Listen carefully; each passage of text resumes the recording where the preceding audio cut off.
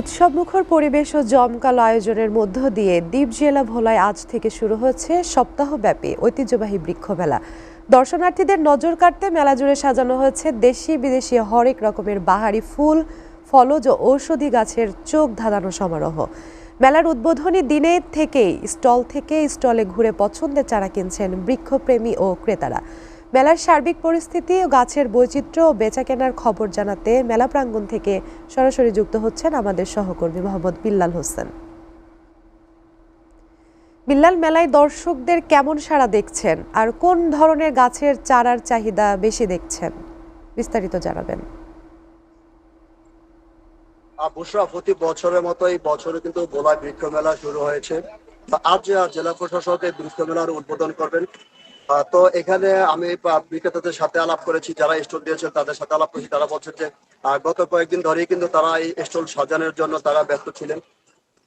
তারা বলছেন যে আজ যেহেতু প্রথম দিন, উদ্বোধনের পরেই বেচা বিক্রি শুরু হবে, এখনো তেমন একটা বেচা বিক্রি তাদের শুরু হয়নি। তারা বলছেন যে স্কুল কলেজের যে স্কুল পড়ুয়া শিশুরা রয়েছে বা ছেলেমেয়েরা রয়েছে, তারা স্কুল বা কলেজ ছুটি হওয়ার পরে তারা আসবেন। তারা বিভিন্ন গাছালি করে তো নিয়ে যাবেন। সন্ধ্যার পর থেকেই কিন্তু মূলত এই বৃক্ষ মেলা জমে।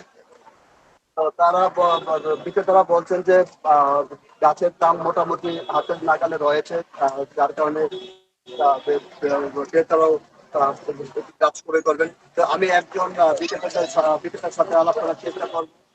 তাদের জানতে চাইবো যে এই মেলায় আপনারা ক্রেতার কেমন সাড়া পাচ্ছেন, দাম কেমন এবং কি কি গাছের চাহিদা বেশি রয়েছে।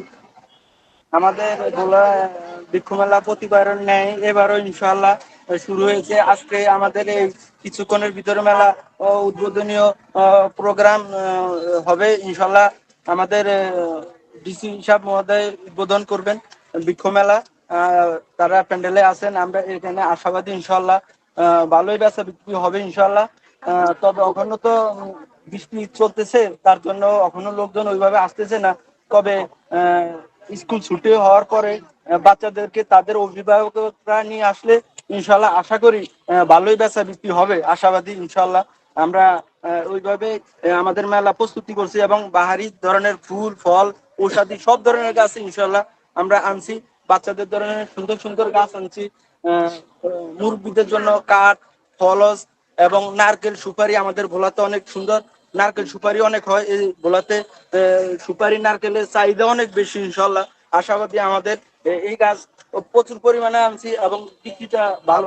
উনি বলছেন যে মেলায় পাহাড়ি ধরনের বিভিন্ন গাছ গাছালি রয়েছে, বিশেষ করে ফুল গাছ রয়েছে, বিভিন্ন ফলজ গাছ রয়েছে। তো স্কুল কলেজের পড়ুয়া যারা ছাত্রছাত্রী রয়েছে তাদের কাছে এই গাছগুলোর চাহিদা রয়েছে। তো যারা বয়স্ক রয়েছেন তারা নারকেল গাছ লাগাচ্ছেন, বিভিন্ন কাঠ গাছ লাগাচ্ছেন। তো আমি ক্রেতাদের সাথে আলাপ করেছি, তারা বলছেন যে তারা যেটুকু দাম দাম দরাদরি করছেন তাতে তাদের মোটামুটি হাতের নাগালে রয়েছে। তো তারা বলছেন যে আসলেই কিন্তু ইচ্ছে করে গাছ গাছালি কেনা হয় না, মেলার উদ্দেশ্যে তারা মেলায় আসলে বিভিন্ন গাছ পছন্দ হয়, তারা সেই গাছ ক্রয় করছেন। তো জেলা প্রশাসন এবং মৎস্য বন বিভাগের পক্ষ থেকে বলা হচ্ছে যে তারা বিভিন্ন সময়ে কিন্তু গাছ লাগানোর জন্য তারা উদ্বুদ্ধ করে আসছেন। তো আপনাকে যদি বলি যে আসলে ভোলা একটি দ্বীপ জেলা, ভোলার চারপাশে কিন্তু নদী।